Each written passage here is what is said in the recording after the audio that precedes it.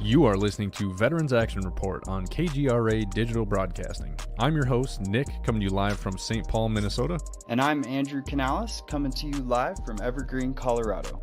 Every day, veterans are struggling with many issues spanning from homelessness to mental health crisis, often leading to 22 veterans a day taking their own lives. There are veterans all around the U.S. leading the fight to help guide our brothers and sisters to a better life. We will bring you stories from all around the country telling tales of veteran struggles and triumph. Every episode benefits veteran-run nonprofits Warriors Next Adventure, helping veterans fight PTSD through recreational therapy and new adventures. And Houses for Warriors, helping solve the homeless crisis, leading veterans to a better lifestyle.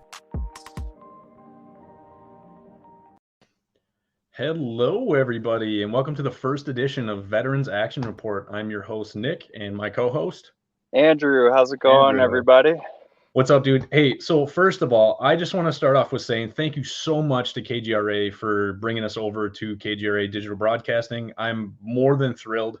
As many of you know, many of you guys who follow me over from Warriors Next Adventure podcast, I've been doing that for about 2 years, and I absolutely love it. I love what I get to do because it's essentially just a conversation between two people, but it also can turn into essentially a counseling session live.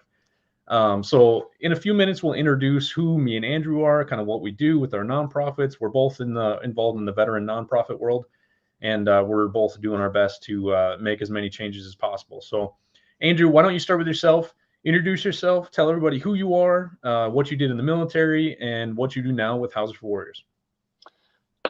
Thanks, brother. So again, happy to be here. Just like you said, I started a nonprofit 3 years ago called Houses for Warriors. I'm an Air Force veteran, like you, served in security forces, and really saw a lot of gaps in the services and the systems that were in place for us and our community, and just tried to start filling those gaps and helping as many as I can. You were actually homeless for a time by yourself, weren't you? Yeah. So I had a rough transition out of the military. About 3 years after I got out, I ended up homeless, broke, accounts overdrawn. And at that time, I actually broke both of my femurs too. And so really got forced into the VA and the benefits and applying and going through that process, going through the torment of right, getting. Hold on 1 second here. How did you break both your femurs? That's not something that just happens. Yeah. So thanks for bringing that back. I was mountain biking. It was in a really rough time in my life. Like I said, I was homeless. So I was spending a lot of time just being active and avoiding my issues, like doing everything I could to keep my mind off of, my life and just enjoy as much as I could. And I popped both of my tires going downhill in the desert and slammed into a boulder, knees first. And I shattered, I broke both femurs, tore every ligament in both knees, and ended up in a wheelchair for 6 months, what was about 3 to 6 months.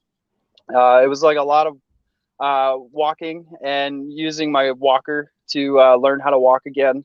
I was told I was probably never going to rock climb again. I was definitely never going to run. I was always going to have problems walking, and I was able to really come out of that. And I didn't accept, those terms and those limitations, and was able to really, pull through. And 2 years of physical therapy, and I started rock climbing again. It's been 6 years since that accident. And we climbed our first 14er, my first 14er this year with Warriors Next Adventure. So congratulations. And I'm proud of you, by the way, because we were climbing Mount Massive back in, that was in August, right? Yeah, August. And we're getting there. And I totally forgot about your femurs, to be honest. And like you had mentioned something about your legs. I'm like, what did you do with his legs? I'm like, oh my God, I forgot. And dude, you killed it. And then Rally behind you there, and we'll get into talking about her and what her purpose serves. And she killed it too. You guys both made it up there. And there was a couple times where me, you, and Mara were actually walking together, and we take like 5 steps, and like, yeah, we got to sit down. It felt like every 20 steps we were like, okay, we need to sit down for 20 minutes. And Dude, it was rough, man. that last mile and a half was rough. And honestly, it was because of you and Mara and the rest of the group that I was able to get through it, and I was really worried about the dog. Rally's never been through anything like that before. And She's a good trooper, caveat man. to, yeah. And it was just such a good time, and it was such an accomplishing moment in my life, because I've been in Colorado since a year after my less than a year after my surgery, when I What ended got up bringing hurt. you out to Colorado? I was in California when I got hurt, and I ended up staying with my mom and recovering there, and she had a 1-bedroom apartment. So I took over her whole living room for 3 months. And, as soon as I got my disability check and I got my back pay from the VA, I decided, I really wanted to live in the mountains. I really wanted to make a big change in my life. And I knew the veteran community was really solid here. And I needed that community again. I wanted that camaraderie. And, there's nothing better than these mountains to me. Dude, It's every time I home. go out there, So, it is so beautiful. I was just mm, out there for a wedding that was about a month ago, and we stopped by and we actually got to check out your home. But we did some mountain climbing here and there, and man, I just every time I go out there, I wanna move out there, man. It's so beautiful. yeah, I really want you to move out here too, brother. We could do a We get lot a of lot good done. things with WNA, that's for sure. But yeah, man, so it's been a nice journey of healing and growth. And during all that time I hadn't addressed my PTSD until I got hurt, until I went through that process. And at that time, with broken femurs, man, I was addicted to morphine and oxycodone, and they had so many painkillers going through my body that I just, I lost all of my drive and my motivation to live. Sure. There was even a time in that year that I was suicidal for the first time in my life. And it brought back a lot of stuff from the military that I hadn't really addressed. And I thank God for it, though. Like, if I wouldn't have crashed my bike, if I wouldn't have gone through that, it wouldn't have made me who I am today. I wouldn't have started this journey to heal my PTSD, to live with it, and to heal the reactions and the Sure. trauma and the just the hardships that were surrounding my life. Like, it was just hard to live, For sure. broke all the time. And yeah, so So that's kind of what inspired it. what was the time frame that you were actually homeless? Like, and then up until you decided to get a bug up your butt and actually do something about it? Well, I'd say from the end of 2014, I quit my job. I sold my house. I got a divorce, and I ended up getting a lot of money.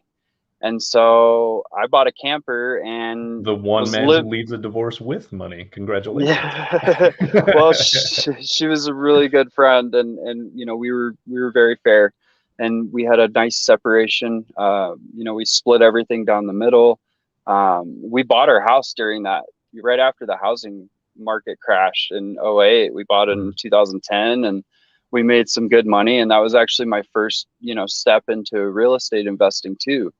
But instead of reinvesting that money, I went and blew it. I went and oh traveled. no. I went to Costa Rica. I went to music festivals. I went to, I really did everything I could to avoid all of the things that I needed to address in my life. Sure. And you know, that's a dangerous place to be with money, and being at a place where your mental health isn't right. Drugs, alcohol, addiction. I mean, you name it, I was doing it, and I was really running from my problems. Well, there's certain things Um, that can really cause a veteran to go down a bad path, and that's anywhere from substance abuse, bad relationships, housing issues, financial issues, struggling to find work. And it seems like you were going through all of those at the same time. So the fact that you with pulled broken yourself legs, out of with two shattered femurs, but the fact that you pulled yourself out of all of that, and created the human that you are today, and there's a reason why I keep you very close to me. I got a group of guys that I call my mastermind, essentially. The guys who all have a similar idea of how we need to help veterans heal. And a lot of it has to do with inspiration, but also inspiration by showing people how to do it ourselves. And that's something between me and you've done it. You went through homelessness, you went through drug addiction, you went through, struggling to find work, and then actually going through rehab. And so your story is remarkable. Tell everybody how you started Houses for Warriors, and then tell us what it's all about. Well, before I can get into that, I have to actually tell you about Rally, because she, if it wasn't for getting a service dog, I probably wouldn't be here today. And so it was 2008, and I had been about 2 years into this journey of therapy, and really just addressing my demons. And I found a service dog program in Florida called Canines for Warriors. She's getting excited. We're talking about her. So this program provides service dogs for veterans that are struggling with PTSD, traumatic brain injuries, and military sexual trauma. The waiting list at the time was about 11 months. So at the beginning of 2008, I applied, and within a couple weeks, I got on the list for a service dog. Nice. And when I got to this program, my life was changed within the first day. Just the way that they treat you, the way that they pair you with your service dog. They gave every one of us, there was 9 of us, we all had the exact dog that we belonged with. Mm-hmm. And they all matched our personalities. Isn't it like the dogs essentially choose you? Not necessarily. So the dog trainers that work with these dogs, they spend anywhere from 6 to 9 months training these dogs. And they meet with the warriors when we get there, and they do like a round robin with 3 trainers, 3 groups of 3. And they get to know us for about half an hour. And then after about 2 hours of getting to know all the veterans, they go back and they meet with the directors, and they lay out all the photos on the table, and they start pairing like who would do good with which warrior, because they know these dogs more than anybody. And all of them are rescues too. That's the thing. Like, all of these dogs were going to be killed at shelters, and they were rescued and repurposed and given a purpose to not only save these dogs, but to save us too. Can you imagine Rally, beautiful Rally, not getting? Who wouldn't want her? She's like the best dog. I've met Rally, I think 3 times now. She's the greatest. Yep. I'm totally gonna steal her from you one of these days. Nah, yeah, right. Yeah, no, I'll get you one though. I'll get you over at Canines if you need one. But no, like it really was life changing. And we spent 3 hard weeks training with these dogs in public, learning how to use them, learning how to address our issues in the moment, and say, okay, this reaction isn't working. How do I get the dog to react the way I want her to react? And it's by releasing that tension, releasing whatever trigger you got going on in that moment, and being able to respond with love and a high-pitched, little kid's voice, like just to make her do what you want, And so she is the best thing that's ever happened to me, I think, as far as treating this issue that I've been, living with for 13 years. What year did you actually get Rally? So I got her 3 years ago now, in 2008. We were class of November 2008. Yeah. Wow. That's awesome. So when when did you get the idea of Houses for Warriors? And what was was there any defining thing that happened? Obviously being homeless, that helps, but was there any kind of situation or experience that you went through that actually said, I need to do something? When I was in the Canines for Warriors program, living in their campus, they have a warrior house in their campus, and it's Okay. just like a community house that they have a big giant kitchen, all the food, giant tables, and it's just like a space with a gym and just a community space for the residents that are staying for those 3 weeks. And then we were all staying in these 1-bedroom or in our own rooms in a 4-bedroom, like a little apartment that was right next to that community house. And I was like, man, this would be an amazing campus to bring to Colorado. And instead of training and getting service dogs, Sure. we have a healing center. We have, instead of the kennels, it would be a healing center where they're getting, massages, acupuncture, therapy, leadership counseling, all the things that I feel are necessary to complete a transition out of homelessness. All the things that took me 6 years to accomplish, I want to condense down to 3 months.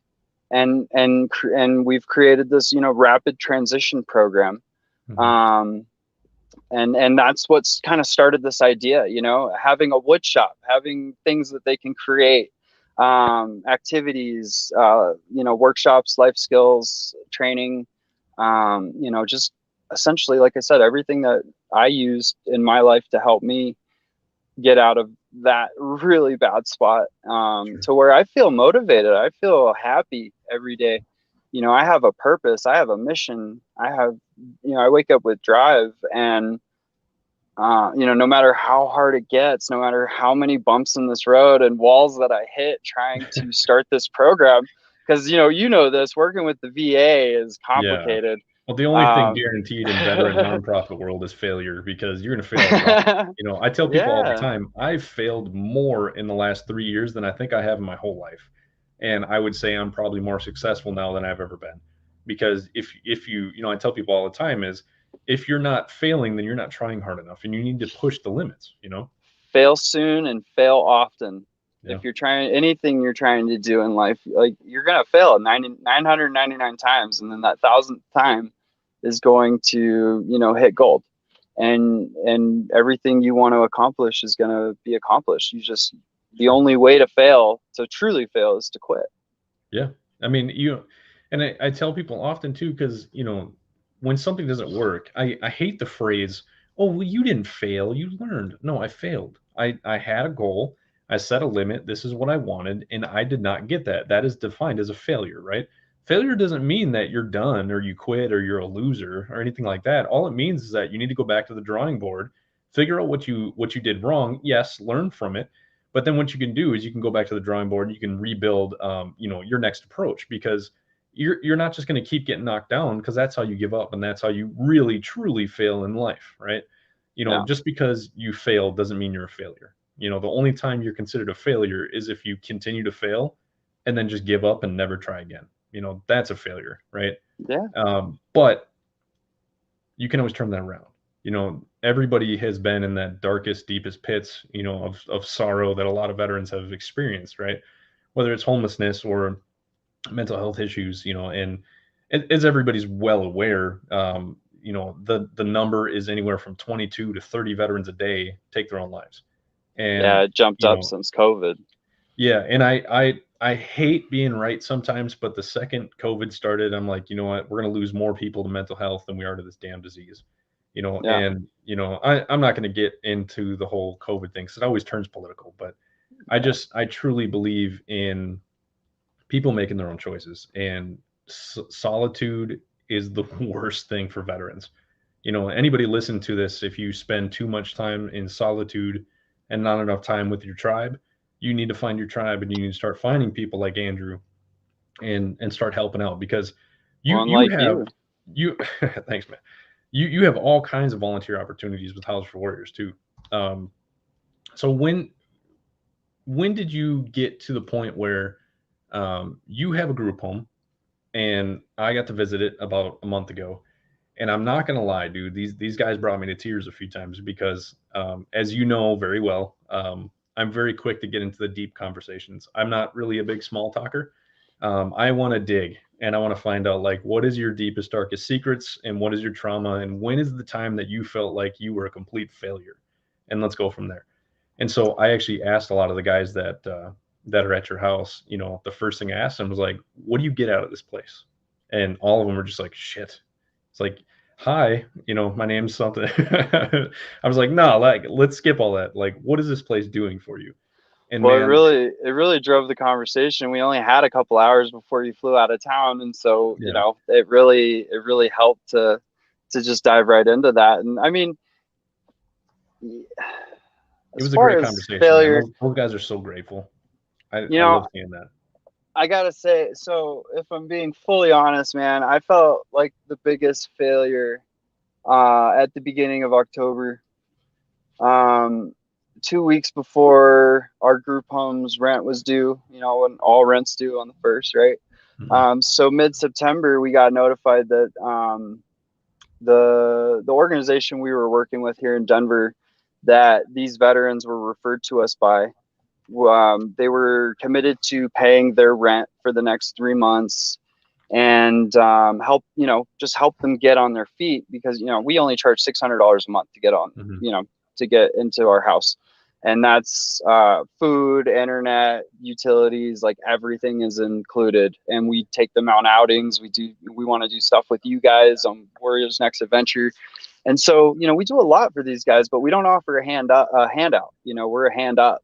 We they have to work at getting their benefits, getting their assistance, and we Mhm. just point them in the right direction. I'll hold their hands even if I have to, but like they have to do the work. You could see the So relief on their faces though when they were telling their stories and the fact that they can just breathe at your place, you know, and it was really cool to see, you know, obviously I trust you every time you're saying that this is going to happen. I believe you because you are one of the many people that I've found in this whole nonprofit roller coaster that we're both on that you know, when you say you're going to do something, it's going to happen. You know, it's just a matter of when, you know, and exactly.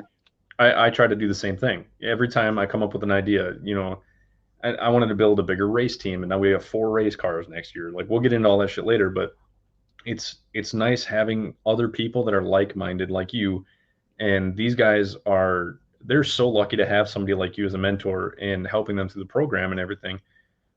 So how does a veteran go about actually coming to live at the group home?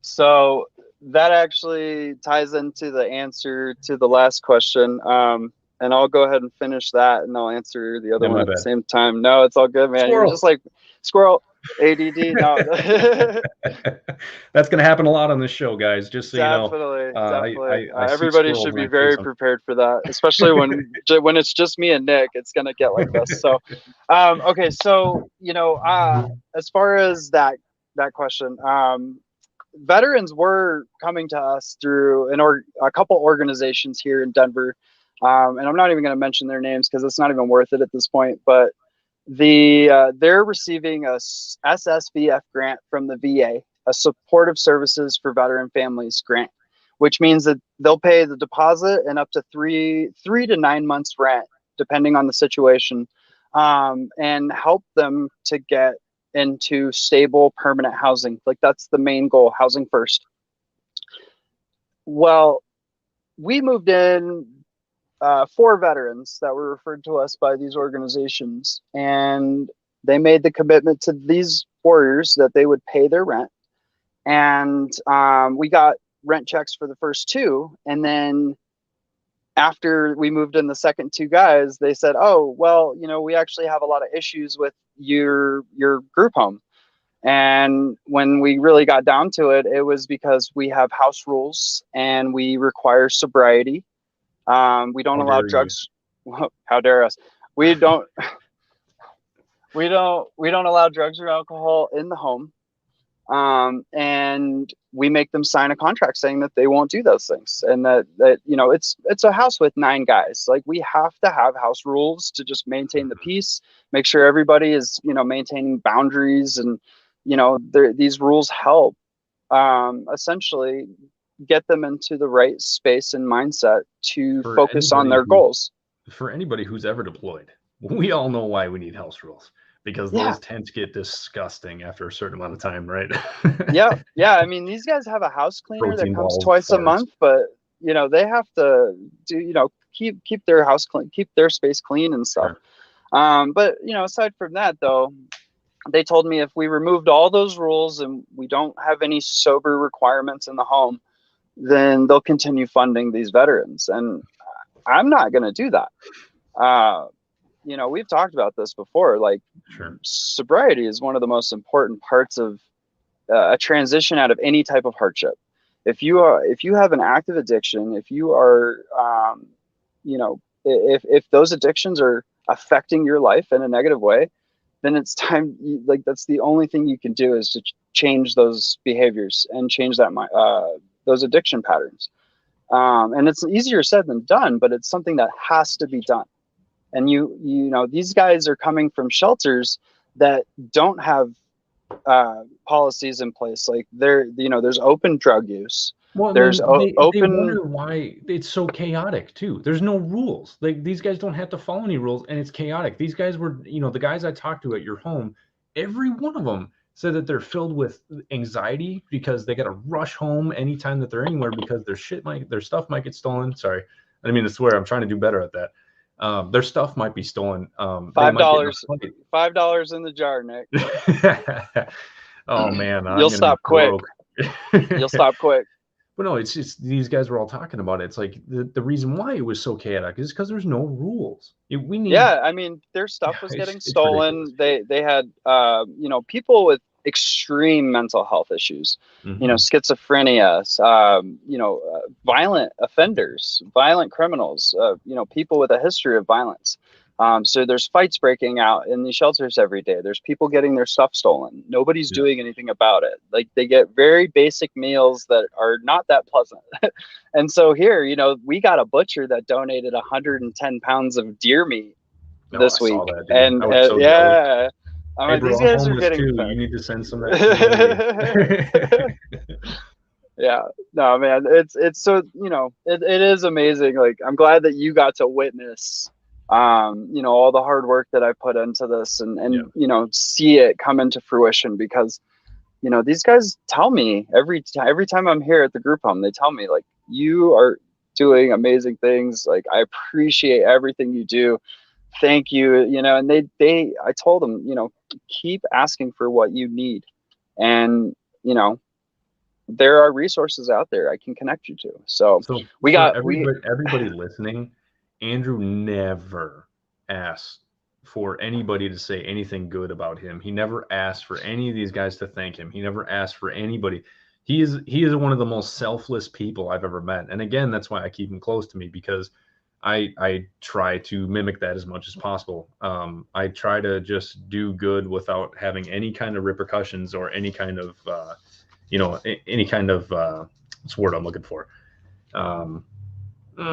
Words are not my friends sometimes. You know, there's nothing you don't expect anything in return, you know. And so anybody listening to this Andrew is one of the most kind-hearted people I've ever met. And then again, reason why I keep him close. So, well, and that's why we're friends, because I feel the exact same way about you, brother. Like, all the work that you've been doing, your approach to these same issues, you know, that's why we've been so close for the last couple of years. Like, we've really, you know, you inspire me. I hope to inspire you. And, you know, not only because we were both security forces, but we've both been through similar things in Iraq and you in Afghanistan. Like, I mean, those, you know, those are, we've had the conversations we've had about the things we've experienced, or, I don't even know if they're appropriate for the show, but you know, they're there, and, you know, they shaped us, and, you know, we both figured out quick that we needed a mission. That's what I think the difference is. You know, we lose we lose our camaraderie, we lose our mission, we lose our purpose when we get out of the military, especially if you're forced out. That's taken from you. And so, getting those things back is it doesn't hurt you got some good friends, brother. But for the people on the radio, for the people listening on the radio that don't get to see what we're doing on the screen, Nick has some funny comments coming in talking about how good looking he is. So I don't know if what you haven't seen. You should see this 80s porn star mustache I got on for Movember, my friends. It looks fantastic. No Shave November. It's happening. That's so a lot of people don't realize that Movember is actually testicular awareness campaign. And so for those of you who don't know, I'm actually struggling with testicular cancer right now.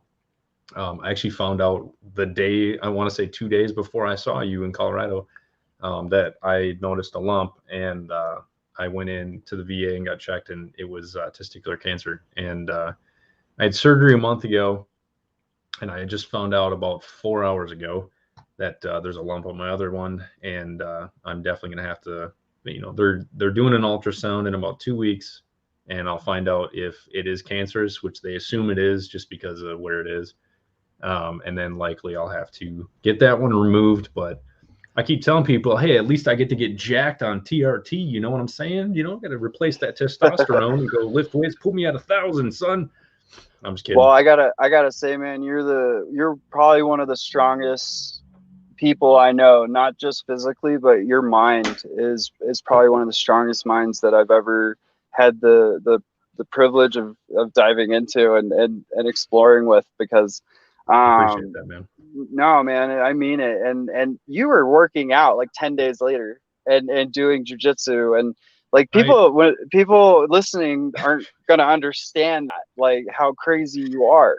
I actually went and raced in a dirt track race 3 days after my surgery, and then the next 2 days. So I raced 3 days in a row, and then after that, I'm like, okay, now I'm going to relax. And then you went and worked out and did jujitsu like a day later. So it's man. But so let's talk about that. We got a few more minutes, but we got maybe 10, 15 minutes left. So let's talk about that. And I know your mindset wasn't always like that, right? And especially when you were going through your stuff and your trauma and your PTSD and kind of addressing that at that point in your life. So like, sure. I know what it was, but I'd love for you to share like that shift in your mindset, and when that actually happened, and what it was that keeps you so positive through this whole thing. Because if I got testicular cancer, man, that would be devastating. I'd feel so devastated still, with all the work I've done, that would hit me really hard. And I know it hit you, but the way that you've been able to pick yourself right up, like you got down for like maybe a minute, and then you were like, boop, nope, fuck that, excuse my language, I'm not gonna let this define anything about what I do in this next week, this next year, this next the rest of my life. So like, let's talk about that for a second. Yeah, so my idol is Tony Robbins. I absolutely love him. I desire to be the veteran Tony Robbins. That's a huge statement, and I'm not claiming to be as good as him at all. But he is who I want to be like. I want to be able to inspire people. I want to be able to change people's lives. Let me rephrase that. I want to be able to help people change their lives, because I don't believe that I have ever changed anybody's life. I only believe that I've given them tools that can help them change their life. Because I say often that, I can give you all the advice in the world, but if you don't pick up the tools and build your own house, you're never going to have a house. So you need to actually put in the work yourself. But the problem is there's a lot of programs out there that teach veterans, like they give veterans tools, right? And stuff like that. And that's great, but they don't always necessarily teach them how to use them, right? How do we utilize our mind? Our mind is the biggest tool that we have. So a little background with my story is I was pretty severely abused as a child by my stepdad. And that kind of started all of my mental health issues. So some of it started before the military, and it kind of drove my life. And then shortly after, I was abandoned by my birth mother. And when I was 11 years old, And so I had a lot of issues before the military, and I was always looking to prove my stepdad wrong.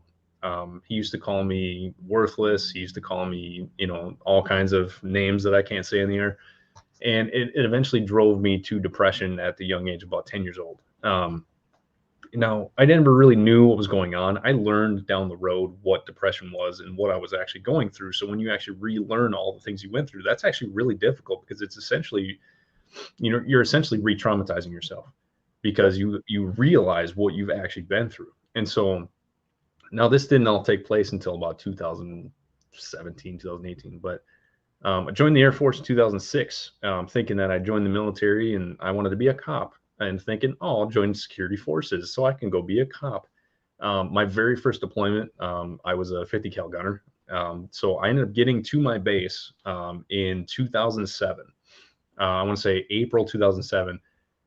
In May, I was in Qatar, right? And I tell people all the time that I have some of my worst PTSD is actually from Qatar. You know how rough it is to walk a mile just for them to run out of mint ice cream? It's so rough, man. I cried a lot. Yeah, Air Force kitchens were pretty nice, man. We got a lot of scrap for that through the whole career. I know, right? So I ended up getting back to my home station, and I had never worked flight before. And so for the non-Air Force people, flight is like your daily job. Yeah. And I ended up taking a month of vacation, and then I ended up going in, and I want to say we were getting out of training, because you know how you do training when you get back and everything. Yeah. I was already on pre-deployment training again for Iraq in 2008 as a 50 cal gunner. So now that deployment, that caused a lot of issues when I got home. While I was there, not so much. A lot of veterans who deploy kind of understand what I'm talking about. Is when you're deployed, you're okay. But when you come home, everything's safe. And that's when everything kicks in, because everything's safe, right? And you're constantly looking for things to get higher leveled about, or to get in that fight or flight stance. And so that's why a lot of veterans and military members who get home from deployments tend to be a little bit reckless, is because they're trying to feed that. They're trying to get that cortisol release, those endorphins. Like mountain biking? There you go. Breaking your femurs. So in 2008, I was there for 6 months, ended up coming back. I was the lead gunner for a 50 cal team. And so what we ended up doing was we searched for IEDs. And so we're looking for EFPs, IEDs. We do some village sweeps, stuff like that. And then I ended up getting back in, I want to say they pretty much forced me to stay home for a year just because of everything that we experienced in Iraq. And it wasn't terrible. But imagine being 20 years old and constantly thinking that I'm likely going to die today. Corey, I'm actually about to talk about you right now. He just said, better say nice things about me. So they actually put me on a pre-deployment trainer. So I was a pre-deployment trainer for base Populous, and Corey, who just speak of the devil, just commented, he was actually my supervisor. He's a great dude. He was super mean and real evil, and I'm just kidding. So which was nice, because I actually got to teach people the skills that we learned while we were deployed. And then I ended up deploying again to Iraq in 2009, 2010. And we were in Balad, which was called Mortaritaville for reasons that you could guess. This thing, we got mortared, I want to say every day, probably 2 to 3 times a day. Like there was a shack, like 4 shacks down, that actually got hit by a mortar. That deployment, I tripped and fell. And what ended up happening was I had a mortar land like 50-ish feet behind me, and it scared me. So I fell and I hit my head on the tarmac, and I knocked myself out for a minute. And so I actually got a brain injury from that. And I actually got, I had some migraines and everything after that. And it just kept going, and it kept getting worse. 2010, I was still in Iraq, and this was my first look into suicide. This is still a difficult story for me to tell, mainly because, it's hard seeing somebody suffer. But what ended up happening was I got a call for shots fired on base, and I was right there. And so I ended up going into the housing area, and I ran inside, and there was a young soldier who had laid down on his bed, got fully dressed for work, and shot himself under the chin to the top of the head with an M16. Now, the terrifying part about this is he was still alive. He was gasping for air, and he was trying to talk, but I'm not going to get too graphic. It was pretty impossible for him to talk. And essentially, all I could really do was walk up and I put my hand on his chest, and he ended up grabbing my hand. All I could really do is just, tell him like, hey, we got it from here. Just let go. Um, I just told him that you're not alone, and he ended up dying. And that it caused some issues at first, but it wasn't until probably about like a couple of years later that it really started to kick my ass.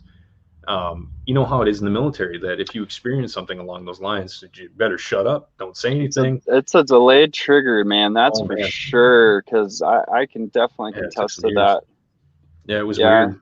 So I'm getting back from that deployment, and I was home for about a year, and this was like the first time. Now at this time, I'd only worked like 4 months of flight, and I had already been in the In military for your 4 years. career. Yeah.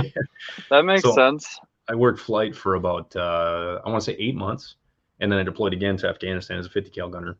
This Yeah. time I was rear gunner, and again, not going to get into politics, but we were essentially handcuffed, and we weren't allowed to do anything. We just sat there.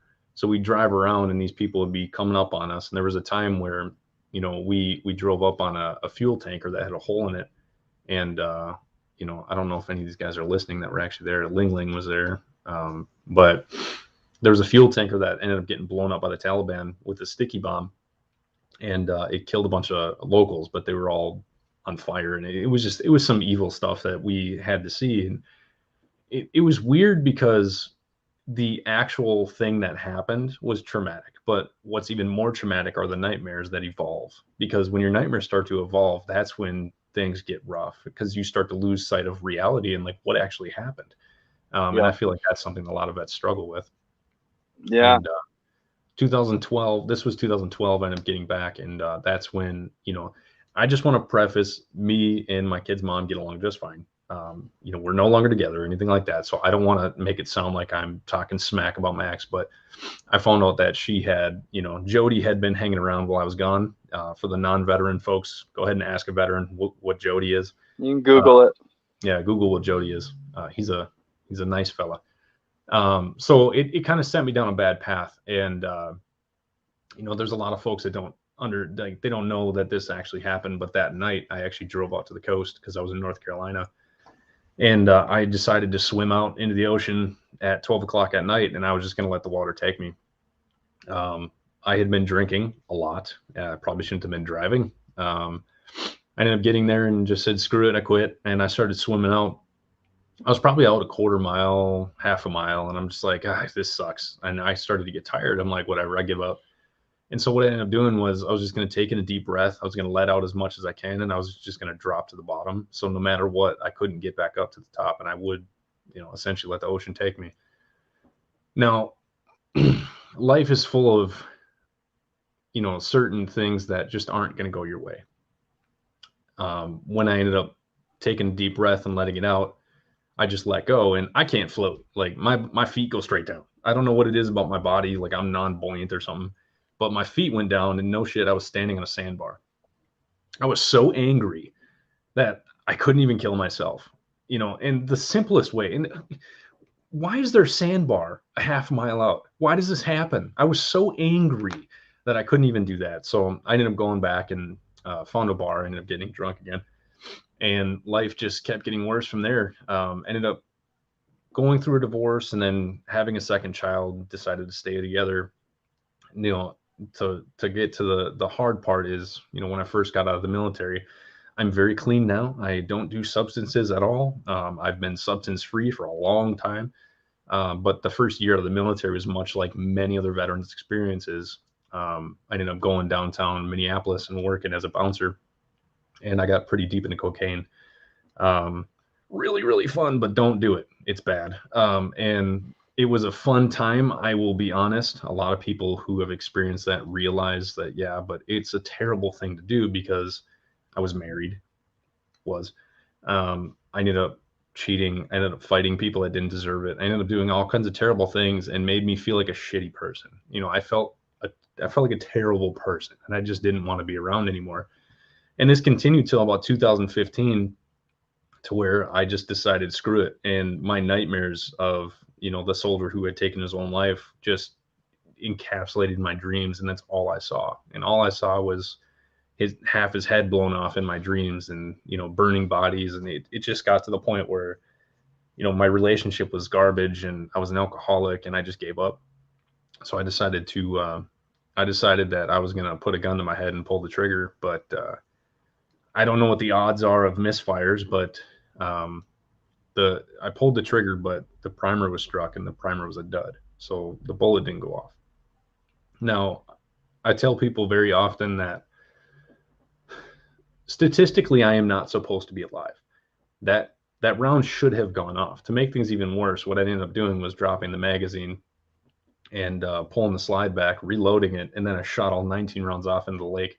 And I'm like, God damn it.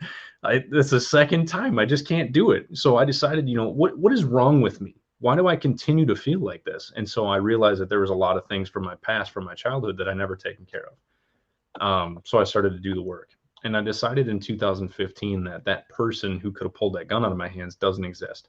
And so I was going to create him. And so what I decided to do was create somebody that I could look up to. I created be the person you needed the most in your life. Exactly. I tell people all the time, build yourself into your own hero. When I give my 6 principles speech, which I likely will do an episode on the 6 principles. When I give my 6 principles speech, it's what I came up with during my healing process from 2015 to 2019. And it truly helps. And yeah, we'll have to do an episode on our ethos and our principles and just how we came up with those, because that. Yeah, those are important. Those are important to a transition, to getting out of this hole, because that's what it is. It's like we get ourselves into this hole because of all this other stuff going on, whether it's your childhood, whether it's trauma. I survived in a rocket attack that killed 9 people and injured 70. And so it was, 50 feet away from me and blew me back, and I have shrapnel right next to me. It was crazy. And so, Riley's excited. Sorry, gotta close the window. Okay. So I get that, man. It's like you get into this hole, and then nobody's there to help you out. Nobody's there. You just keep digging and digging and digging, and then well, the big problem really need that seclusion. We seclude ourselves when we're isolation. At our worst. Yeah. You need to stop isolating yourself. And what I decided to do was I ended up calling my jiu-jitsu coach the day that happened, and I said, hey, I had been training jiu-jitsu, and he was actually going to Brazil to get his black belt. And I told him, hey, I want to go to Brazil with you. And he's like, okay. And I bought a plane ticket that day. And about 2 weeks later, we flew down to Brazil, had an amazing training session down there. I met some great guys. We ended up coming back, and I decided, you know what? Who is this person that I want to be? I tell people all the time, one of the things that we work through, kind of like a Tony Robbins style, workshop, is essentially, who do you want to be, right? Build yourself into your own hero 5 years from now, right? I tell people all the time that right now, who I am today, absolutely I would have looked up to myself, because I was in the worst point of my life, and all I needed was somebody to inspire me to actually make the changes. I didn't need somebody to save me. I needed somebody to make me realize that I wanted to help myself. And that's essentially what I do with Warriors Next Adventure. Is we're essentially we're a nonprofit that helps veterans with PTSD through recreational therapy. So what we end up doing is we take veterans hiking, mountain climbing. We have 4 race cars for next year, which, by the way, you better come to Minnesota race. Yeah, if you got a car for me, man, I'm racing. I got I'll be there racing, bro. You tell me a weekend you can come, and I'll make sure to. That has been a lifelong dream, dude. Days of Thunder. Ruled my life growing up, man. I love that show, man. That movie was so good. I'm I'm there. Yeah, definitely, man. But, let's we got a couple more minutes, man. Let's talk about our next show. Sure. Kind of let's wrap this up. And we could talk for hours, you and I. And we got plenty of time, man. Every we got Wednesday so much time. Every Wednesday we'll have these conversations, and I won't be here as often as you. I want to tell the audience a little bit about that, but I am a co-host for this show, and I will be here at least once or twice a month. But Nick is the main guy. Nick is our star. He is the voice. He is the guy that's going to bring in some of the most talented, inspirational veterans in our country that has overcome major life challenges like the ones we've been describing. People way more advanced in their careers than we are. We're doing this so that we can learn from them, so that we can learn what were the tools they used, and how did they learn to use those tools themselves to overcome these challenges and these traumas. Because we talk about the statistics of like the deaths and the suicides, but you don't really know how many invisible wounds are out there for all the veterans that served. We're talking traumatic brain injuries, PTSD, but also military sexual trauma, and just major events that happened to them that shaped who they are. So that's what this show is all about. I'm really honored to be a part of it with Nick and letting him just create his vision for what this show can become. So. Well, I appreciate it, man. And for those you don't know, Andrew was actually offered the slot, and he essentially said, yeah, we need somebody else to kind of take it. And he knew that I love doing my podcast, because it's not only because I talk way too damn much, because that's absolutely true, but I like to inspire people, and I know I can't do it myself. That's why I bring on guests and interviews that are just tremendous stories of overcoming traumas. And so in some of the comments here, we have some people saying something along the lines of, that they're not veterans or anything like that. Listen, I want everybody to understand who's listening to this show.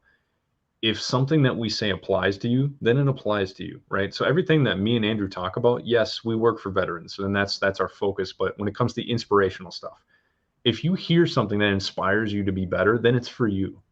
Anything that you're going to hear from this podcast, our whole basis of what we want to do is inspire the community to grow.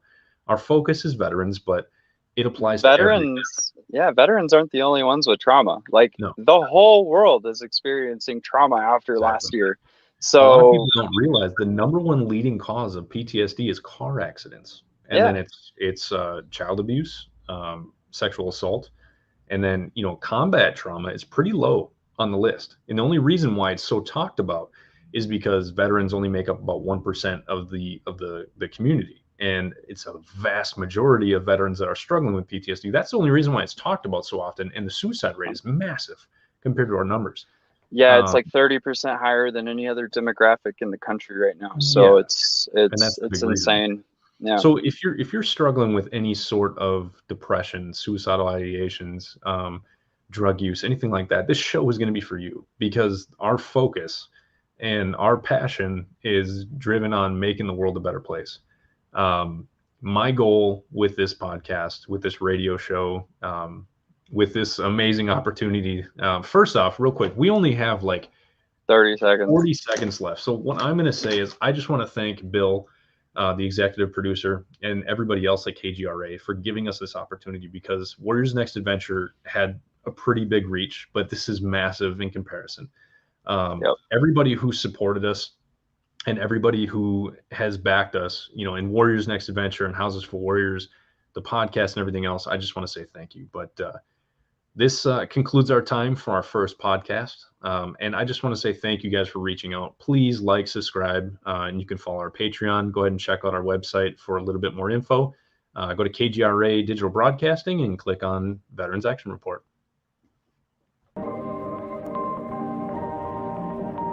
Perfect.